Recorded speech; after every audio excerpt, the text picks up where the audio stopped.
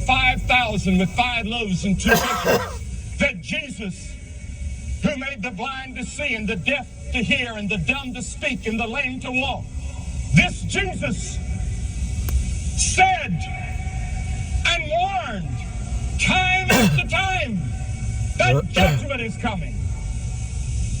It shall be more tolerable, said Jesus, for Tyre and Sidon in the day of judgment than for you. Matthew 11:22. In Matthew 12:36 he said, every idle word that men shall speak, they will give an account on the day of judgment. Think of it. All your words, all your thoughts, all your intents are being recorded in God's books. And someday it will be read out and you will be judged according to the life that you have lived. Jesus again said, the Son of Man shall send forth his angels, and they shall gather out of his kingdom all things that are offend, and them which do iniquity, and shall cast them into the furnace of fire, and there shall be weeping and wailing and gnashing of teeth. Again he said, there is nothing covered that shall not be revealed, neither hid that shall not be made known. What does he mean? You've hidden your sins. You've swept them under the rug. Sins that you committed years ago. But Jesus said, I didn't say it, don't blame me. Jesus said, every hidden thing will be brought out. It'll be brought into the light. And you will be judged. And in Revelation, the 20th chapter, is a dramatic description of the great judgment day. And I saw a great white throne, and him that sat on it, whose face the earth and the heaven fled away, and there was found no place for them. And I saw the dead, small and great, stand before God, and the books were open. Remember that now, the books were open. And another book was open, which is the book of life. In other words, the Bible says that God has 2 sets of books. There's the books that he calls the books. There's another book that is called the book of life. Now, the moment you're born, the Bible teaches that your name is written in the books. And every thought and every word and every deed that you ever do is recorded in the book.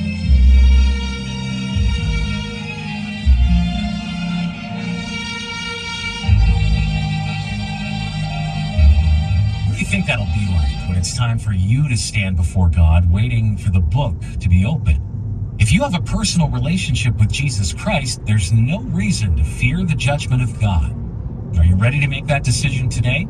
If so, or if you have questions, someone's ready to pray with you right now when you call 855-255-PRAY. That's 855-255-PRAY. This is the Billy Graham Channel on Sirius XM. Tell a friend about us and keep listening for another message from Billy Graham coming in just a moment. Some music helps you get through your day. The music on the message helps you get through your life. It's faith, hope, and music from Mercy Me, Casting Crowns, Lauren Daigle, For King and Country, and so many more. All commercial free. The Message, Channel 63, and in the SXM app.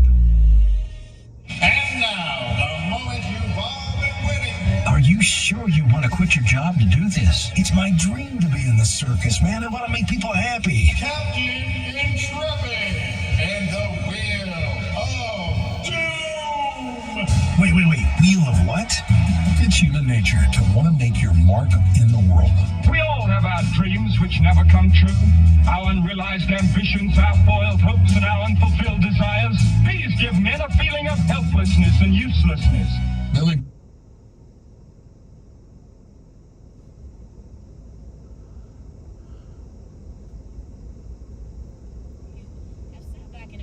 This happen in Virginia, and with the rise of parents going to their school board meetings, and with everything that was going on in the midterm elections that I think really led to the election of Governor Youngkin, and now with what's going on specifically in Florida, and especially with Governor DeSantis, and how much I think you're right that the left just hates how much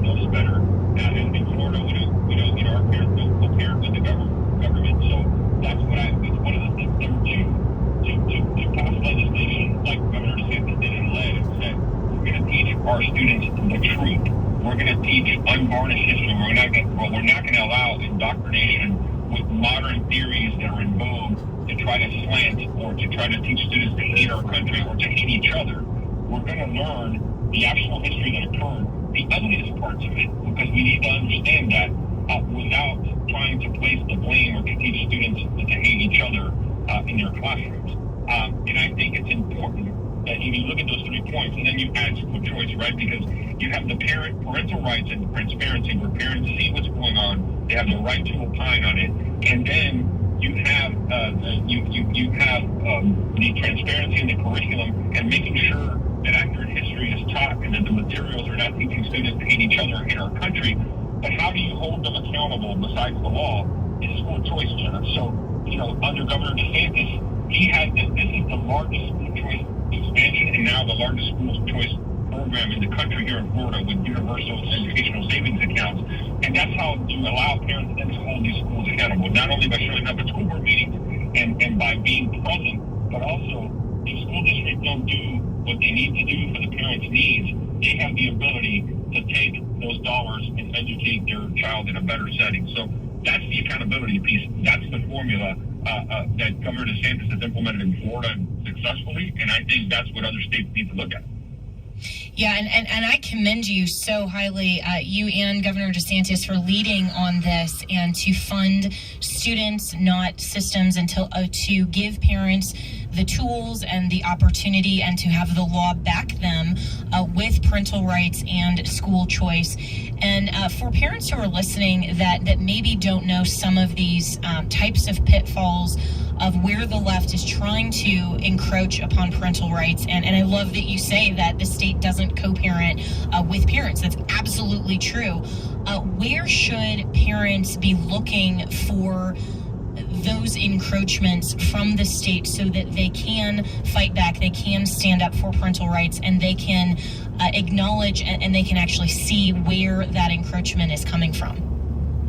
Number one, transparency in curriculum. If they're trying to keep you from seeing what's being taught in the classroom, what the materials are, that is number one encroachment right there. Number two, when there's change of services, whether it's, you're going to start calling a student by a different pronoun or a different name, the parent needs to be informed. Here in Florida, thanks to the leadership of Governor DeSantis, we changed the law where you can't allow the school just to have services changed on a minor student, and not have the parent included in those decisions. And unfortunately, there were incidents that occurred in Florida that led to the change in that law, thanks to the leadership of Governor DeSantis. So you have to have curriculum transparency. You have to be able to see what's being taught, not just take my word for it because we're the educational elite. You have to be included in any changes in services and understand that. And again, you have to be able, it goes along with the transparency of the curriculum and all of that, to be able to see the books that are being placed in the library and just be aware. In Florida, we do have a process where parents or community members can object to a book because of pornographic nature or just blatantly having critical race theory, and it goes through a local process. However, the importance of that is to have a process, to have parents be able to have access.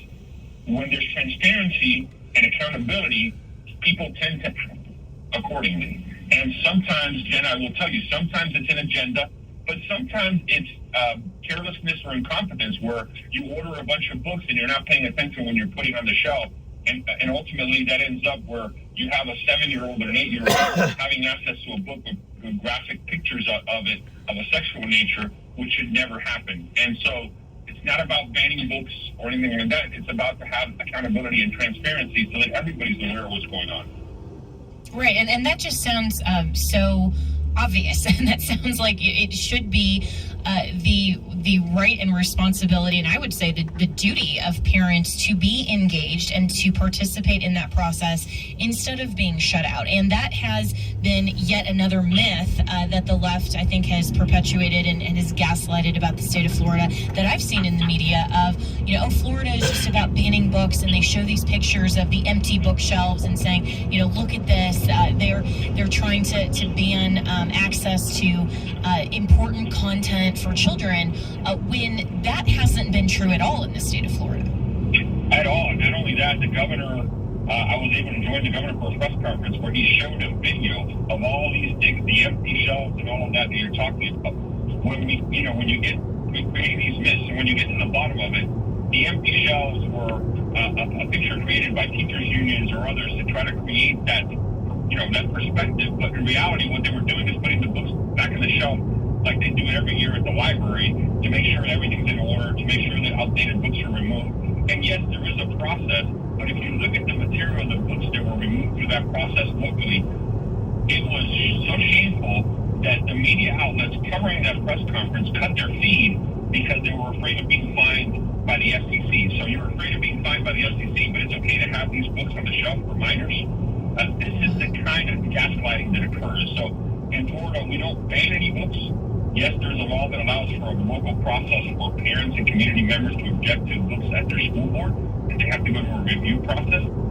Sometimes those books are moved to a section or to a school where older students have access to them because they're age appropriate. Sometimes they're removed because they just have clear pornographic material in them, which is not acceptable in a school. In fact, the other thing that I see is that I see these school board meetings where people have come to the school board meeting to speak and to show the materials in the books, and the school board has tried to shut them down, saying it's not appropriate to have that discussion there. It's not appropriate to have that discussion there to show what's going on. How is it appropriate to have those books with our students in the classroom? So, one of the funny things is, there was a tweet from Randy Weingarten trying to say, perpetuating the myth, saying Florida has banned To Kill a Mockingbird. Only to find out in our response that what we showed was that in our standards, our recommended reading list for high school includes To Kill a Mockingbird. So you can see where this goes right along with the lies from Kamala Harris. This goes right along with the lies from Randy Weingarten. They're trying to perpetuate this thing and try to create this myth. And again, it's an obsession with Florida and an obsession with Governor DeSantis. Yes, and I really appreciate Manny Diaz, your acknowledgement of the governor's firm leadership in Florida on all of these issues legislatively, and then in the administration with your education leadership as well. And so thank you for what you were doing in Florida. I'm a new resident of Florida because I appreciate so much the leadership that your administration and the governor's administration has shown. So continue to stand up and fight for parents.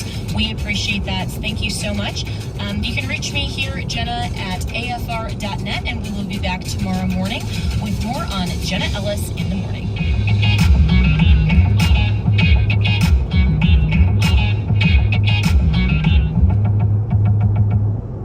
The views and opinions expressed in this broadcast may not necessarily reflect those of the American Family Association or American Family Radio. 90.5 KTXG Greenville, Dallas. The human race, made up of different people who have different personalities, but all have one thing in common. We all came from the womb. No one just magically appeared. Life begins at conception, and every life is precious to God. We believe it's our duty and a privilege to stand and fight for the sanctity of life, and we hope you'll continue to stand with us. For all you do to defend the unborn, thank you from AFA. This is American Family Radio, a listener-supported ministry of the American Family Association.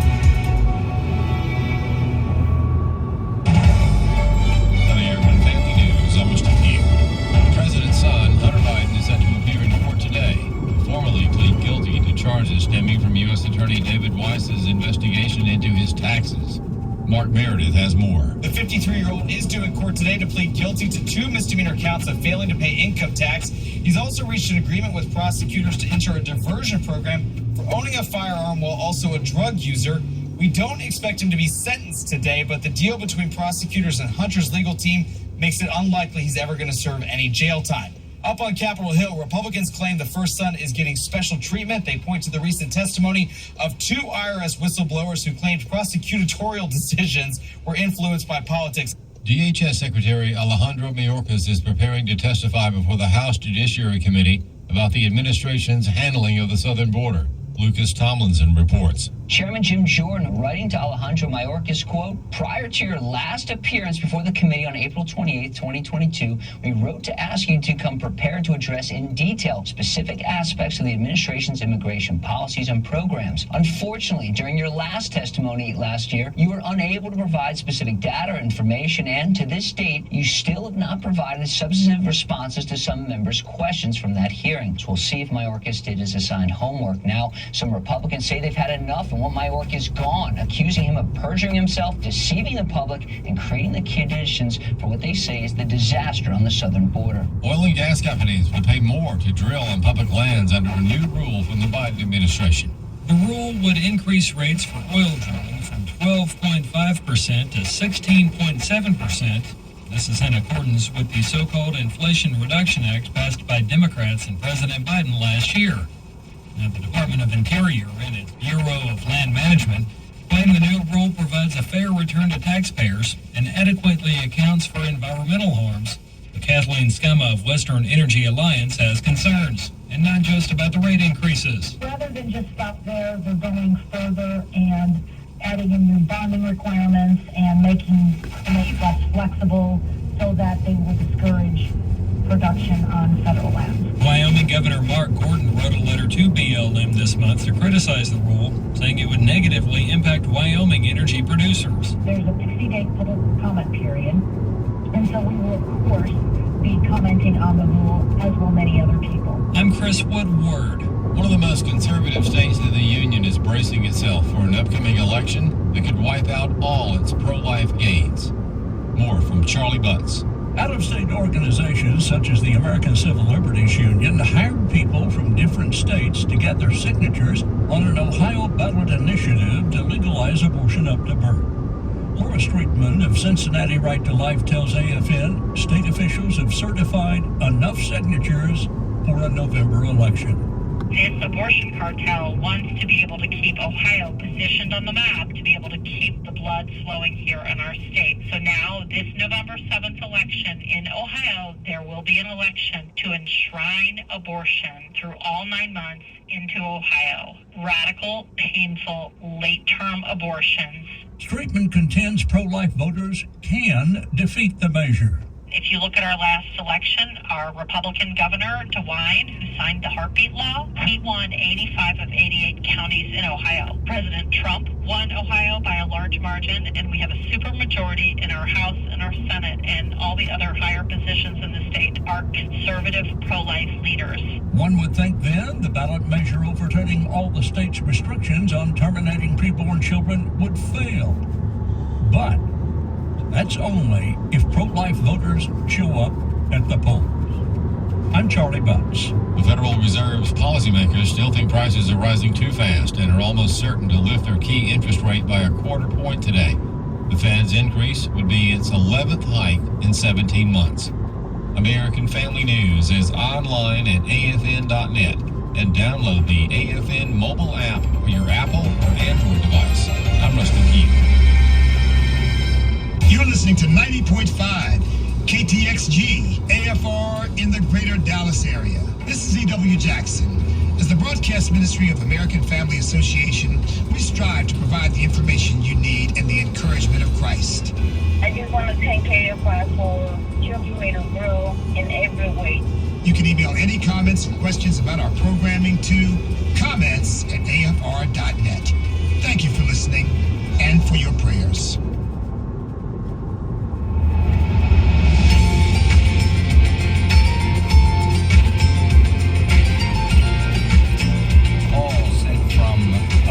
Incarceration. I know how to get along with humble means, and I also know how to live in prosperity in any and every circumstance. I have learned the secret of being filled and going hungry, both of having abundance and suffering need. I can do all things through Him, through Christ, who strengthens me. Well, good morning and welcome to Real Truth for Today. Pastor Jeff Shreve here, the pastor of First Baptist Church in Texarkana, Texas. And today we want to talk about the highs and lows of life, the ups and downs of life. every single person knows that life is filled with highs and lows. Life is filled with ups and downs. You can have a great day one day and a tough day the next day. You can have a great morning and a tough afternoon. And I mean, it's just universal. Job said, man who is born of woman is short-lived and full of trouble. And I think that the game of golf is like a microcosm of life, because in 18 holes of golf, you can have some high highs and some low lows. And especially in a tournament, a golf tournament where you're playing 4 rounds of golf, you're going to have some highs and you're going to have some lows. You're going to have some days where everything is going great and then a day where it doesn't go so well. And so it is a privilege to welcome to the program, fresh off the British Open, competing at the British Open in Royal Liverpool, England, is my friend Zach Fisher. Zach just traveled back yesterday from England, and so Zach, welcome to the program. Hey, Jeff. Great to be on with you again. Just always a pleasure to hear you and be on with you. And maybe we can play some golf again sometime whenever I come back to Texarkana. That would be great. Okay, so Zach, thrill of a lifetime to play in the British Open. No doubt, very few people in the world get to do that. And so congratulations for making the tournament, and congratulations for making the cut. And, you know, Zach, as we think about highs and lows, tell me, what was your greatest high at the British Open and what was your biggest low? Oh, man. The biggest high, honestly, was just the whole experience. It was just incredible. I didn't realize, I knew the British Open was an incredible tournament. It's the oldest tournament in the world, oldest golf tournament in the world. And it's definitely the world's tournament, if that makes sense. They have a qualifier from every single continent in the world. And so, you'll have people from every single place in the whole world being there. And I think they ended up having close to 250,000 people there for the week. Wow. So that was probably the high. Was just, I made a birdie on the 17th hole, which was there's like a little bitty par 3. It was like 130 yards, but you could make a 6 and you could make a 2, and I made a 2 on it. And the people in the Open Championship